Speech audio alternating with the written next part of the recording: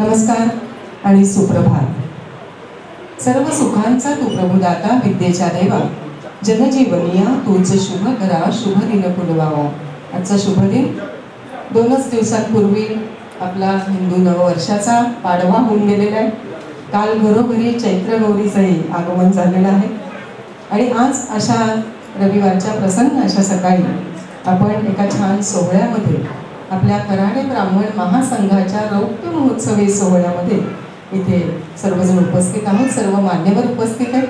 या सर्वांचं आणि तुम्हा सर्वांचं मी विनया देसाई आणि माझ्याबरोबर आज खास नागपूरहून इथे आलेल्या ज्येष्ठ निवेदिका, आकाशवाणी कलाकार, नाट्य कलावंत प्रभाताई गरुसकर याही आहेत. तर त्याही माझ्याबरोबर आज सूत्रसंचालन करणार आहेत. तुम्हा सर्वांचं पुन्हा एकदा मनपूर्वक हार्दिक स्वागत करते. नमस्कार.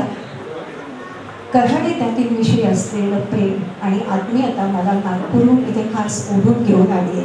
हे मला खास इथे नमूद करावं लागेल. मी माहेरची पण कऱ्हाडीच आहे, त्यामुळे रक्तात कऱ्हाडीचं रक्त खूप भिनलेलं आहे. त्यामुळे मला खूप अभिमान आहे कऱ्हाडी असण्याचा. आणि आपण सर्व ज्ञाती बांधवांसमोर काही चार जे गोष्टी करायला मिळत आहेत, याकरता मी कऱ्हाडी ब्राह्मण महासंघ पुण्याचे आभार मानते की नागपूरकरांचं प्रतिनिधित्व करण्याची संधी मला मिळाली. आजचा दिवस खरंच भाग्याचा, आनंदाचा, अतिशय गौरवाचा दिवस आहे. कऱ्हाडी ब्राह्मण महासंघ जो भारतातल्या सर्व कऱ्हाडी ब्राह्मण संघाला एकत्र जोडून ठेवतोय आणि पुढाकार घेऊन आपल्या सगळ्या कऱ्हाडी बांधवाला एकत्र जोडून येतोय. आवाज येतोय? मागे येत नाही. बर, आवाज पोचतोय? एकदम आवाज कोणाचा वगैरे असं म्हणावं लागेल, म्हणजे मग येईल आवाज, जोरदार आवाज येईल. आवाज कोणाचा? कऱ्हाडी लोकांचा नक्कीच येईल. तर झाशी की राणी की जय. आम्हाला अभिमान आहे, झाशीच्या राणीचा अभिमान आहे, गोळवलकर गुरुजींचा अभिमान आहे, पंत प्रभाकर पणशीकरांचा अभिमान आहे. किती किती लोकांची नावं ठीक घ्यायची. या सगळ्या लोकांचा आम्हाला अभिमान आहे की जे आमच्या ज्ञातीत आले आणि कऱ्हाडींची मान उंच केली. आज असेच आपल्या ज्ञातीचं नाव उंच करणारे अनेक मान्यवर इथे आले की ज्यांचा आपण एक फुलाची पाकळी देऊन सत्कार करणार आहोत. त्यांच्या कार्याची दखल घेऊन एक कौतुकाची पावती देणार आहोत. आजचा कार्यक्रम हा खरंच अतिशय आनंदाचा आहे. मी सर्व मान्यवरांना विनंती करते की दीप प्रज्वलन आणि गणेश पूजन करून कार्यक्रमाला सुरुवात करावी. दीप ज्योती नमस्तुभ्यं प्रकाशतां निरंतरं. दीप ज्योती नमस्तुभ्यं प्रकाशतां निरंतरं यथा बाह्यं तथा चान्तस्तिमिरं नाशयेत् सदा. यावत् कालं समारोहः प्रवर्तते निरंतरं तावत् कालं स्थिरीभूत्वा आलोकय सारस्वतम. जोपर्यंत हा समारंभ सुरू राहणार आहे तोपर्यंत ही दीपका तू असाच तेवत राहा आणि आमच्या मनामनातला अंधकार, अज्ञानाचा, गैरसमजाचा, अंधविश्वासाचा तो दूर कर, अशी या दीपकाला प्रार्थना करून आपण दीप प्रज्वलन आणि गणेश पूजन करूया. आता खऱ्या अर्थाने दीप प्रज्वलनाला सुरुवात झाली आहे. गणेश मंडळाप्रमाणे तो दीपका तुमच्या आमच्या सगळ्यांच्या मनातला अज्ञानाचा अंधकार दूर कर आणि ज्ञानाचा आणि विश्वासाचा प्रकाश तुमच्या आमच्या मनात उजळू दे, अशी या दीपकाला प्रार्थना करूया. जोपर्यंत हा समारंभ सुरू आहे, यावत् कालं समारोह प्रवर्तते निरंतरं तावत् कालं स्थिरीभूत्वा आलोकय प्रकाशे. तोपर्यंत ही दीपका तू असाच स्थिर हो, तेजोमय रीतीने उजळत राहा, अशी दीपकाला विनंती. विघ्नहर्त्या गणेशाचं पूजन हा आजचा दिवस निर्विघ्नपणे सर्व कार्यक्रम पार पाडणारच आहे. पण पुन्हा त्या गणेशाचं पूजन करून मान्यवरांनी आपलं स्थान ग्रहण करावं, अशी मी त्यांना विनंती करते. कऱ्हाडी लोक हे जात्याच तेजस्वी बुद्धीचे, प्रखर बुद्धिमत्तेचे मानले जातात. अत्यंत निर्भीड, स्पष्ट वक्ते आणि हुशार अशी ही आपली ज्ञाती कऱ्हाडी लोकांची. आणि म्हणूनच आपल्यासारखे सगळेजण इथे आपण आज हा रौप्य महोत्सवी कार्यक्रम साजरा करायला जमलो आहोत. कुठून कुठून लोक आलेत, महाराष्ट्रातून आलेत, महाराष्ट्राच्या बाहेरून आलेले. आणि मला असं वाटतं महाराष्ट्रात जितके कऱ्हाडी ब्राह्मण संघ आहेत त्याच्यापेक्षा जास्त ब्राह्मण संघ महाराष्ट्राच्या बाहेर आहेत आणि ते तिथे आपलं काम अतिशय नेटाने करत आहेत. आपली ज्ञाती जरी कमी लोकांची असली तरी त्याच्यातले लोक हे जास्त क्षमता असणारेचे आहे. मान्यवरांनी दीप प्रज्वलन आणि गणेश पूजन करून आपलं स्थान ग्रहण करतायत. आणि यानंतर मी डॉक्टर राजेश्री महाजन यांना विनंती करते स्वागत गीत गाण्याकरिता.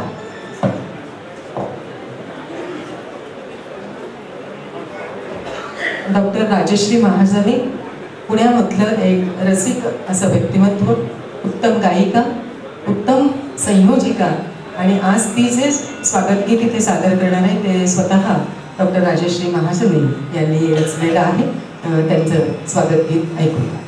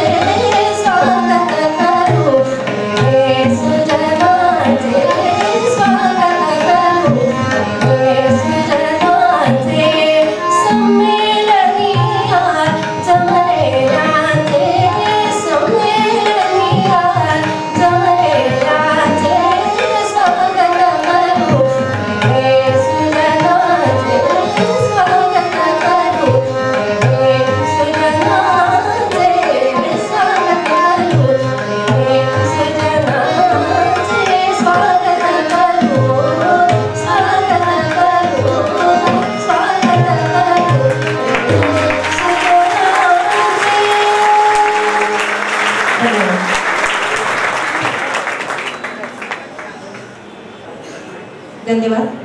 डॉक्टर राजश्री महाजनी अतिशय कऱ्हाड्यांचं यथार्थ वर्णन करणारं असं स्वागत गीत सगळ्या आपल्या लोकांकरता सादर केलेलं आहे. त्यांनीच रचलेलं असं ही सुंदर स्वागत गीत याला दमदार साथ दिली आहे. तबल्यावर श्रीपाद पोरे आणि हार्मोनियमवर आहे सुजित जोशी यांनी. मला वाटतं आपण कन्हाडे रसून आम्हाला जी साथ दिली त्याबद्दल विशेष धन्यवाद. काय कन्हाड्यांना आठवण आली, माझी आई देशस्थ, त्यांनी सगळ्या मावश्या वगैरे देशस्थच आणि त्यांच्यामध्ये मी एकटी सगळ्या मावस बहीण भावांमध्ये एकटी कन्हाडे. खूप भांडणं व्हायची की कन्हाडे चांगले की देशस्थ चांगले, आणि झाशीच्या राणीचं रक्त माझ्यामध्ये असल्यामुळे मी सगळ्यांना पुरून उरायची आणि कन्हाडेच किती चांगले असं करून जिंकायची. लहानपणची गंमत. आपण कार्यक्रमाकडे वळू. गमतीचा भाग झाला हा सगळा. आपल्या संघाचे मानद सचिव गोपाळराव भाटवडेकर यांना मी आमंत्रित करते प्रास्ताविक करण्याकरता. नमस्कार. व्यासपीठावरील सन्माननीय पाहुणे, उपस्थित सर्व सत्कारमूर्ती आणि उपस्थित बंधू भगिनींनो, रौप्य महोत्सवाच्या कार्यक्रमाला आपणा सर्वांचे महासंघातर्फे हार्दिक स्वागत. महासंघाच्या स्थापनेपासून आजपर्यंत कालावधी खूप मोठा आहे. 1980 साली डोंबिवली संघाला 10 वर्ष पूर्ण झालेल्याच्या निमित्ताने दशाब्दी महोत्सवाचे आयोजन करण्यात आले होते. त्यावेळी अस्तित्वात असलेल्या 6 कराडे ब्राह्मण संघाचे प्रतिनिधी देखील तिथे उपस्थित होते. त्यावेळी डोंबिवलीमधील सर्व ब्राह्मण संस्था एका छत्राखाली याव्यात असा विचार होता, परंतु पुरेसा प्रतिसाद न मिळाल्यामुळे ही संकल्पना बाळगली आणि उपस्थित कराडे ब्राह्मण संघाने कराडे ब्राह्मण महासंघ स्थापन करावा अशी चर्चा करून भारतीय कराडे ब्राह्मण महासंघ स्थापन झाला. परंतु अखिल भारतीय कराडे महामंडळ असे नामकरण झाले. पहिले अध्यक्ष म्हणून डोंबिवली संघाचे माननीय राशाम ताटके, सचिव म्हणून डोंबिवलीचे श्री व्ही पाम किंदवडेकर आणि मुंबईचे श्री आटले यांची कोषाध्यक्ष म्हणून निवड झाली. 1991 साली भारतीय कराडे ब्राह्मण महासंघ असे पुन्हा नाव बदलून महासंघाचे कार्य सुरू झाले. अध्यक्षपदी प्रथम विमत चांदोरकर मुंबई, नंतर श्री कमलाकर शेखंडे पुणे यांनी काम पाहिले. महासंघाकडे सध्या उपलब्ध असलेल्या माहितीनुसार श्री प्रभाकर कोमकर डोंबिवली हे कार्यवाह, श्री नरेश मुळे ठाणे, श्री अविनाश पटपे ठाणे हे कोषाध्यक्ष, तर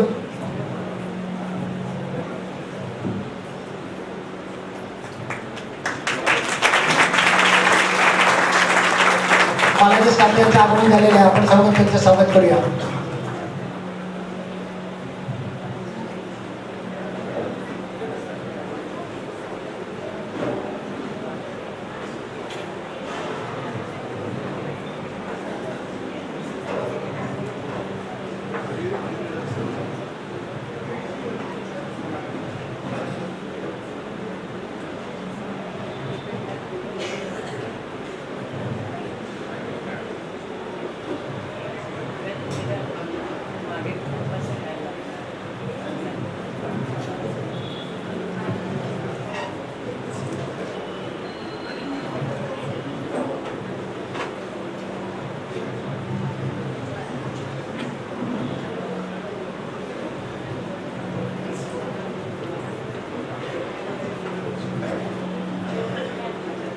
श्री अविनाश पटपे ठाणे हे कोषाध्यक्ष, तर डोंबिवलीचे श्री सुहास भागवत कार्यवाह म्हणून काम करत होते.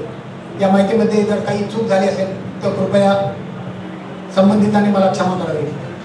महासंघाचे मुखपत्र असावे म्हणून डोंबिवली संघाने विशेष पुढाकार घेतला आणि डोंबिवली संघाचे तत्कालीन कार्यवाह श्री अनिल सरदेसाई यांनी संपर्क हे नाव सुचवले आणि संपर्कात राहू आणि संपर्क वाढवू हे बौद्ध वाक्य स्वीकारण्यात आले.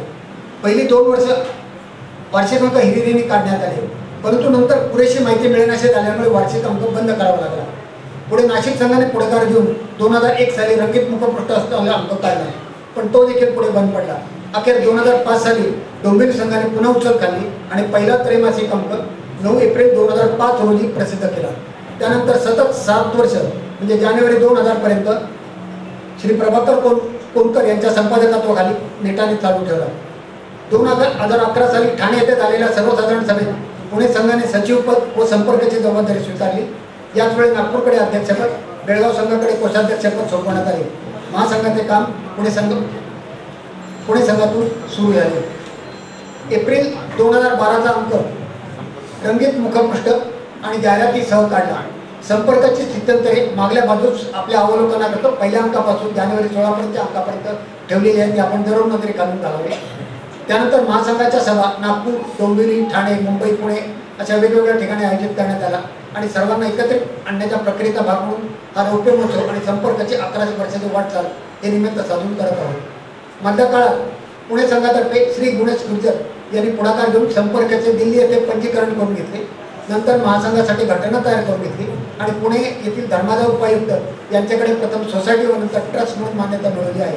त्याचप्रमाणे महासंघाला पॅन कार्ड पण मिळालेले आहे.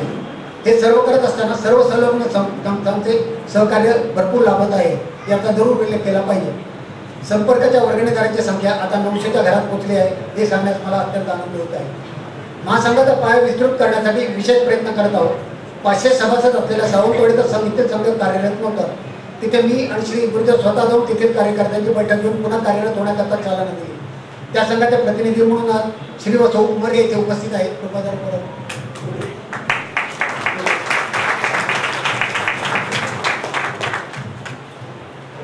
जानेवारीच्या पहिल्या आठवड्यात मी श्री गणेश गुरुदेव व श्री गजानन गुरुदेव हे बंगलोर येथील कन्नड समारंभ यासाठी जातीने हजर राहिलो होतो. तिथल्या लोकांशी संवाद साधला तेव्हा या समारंभात मंचावर एक मोठा फलक लावला होता.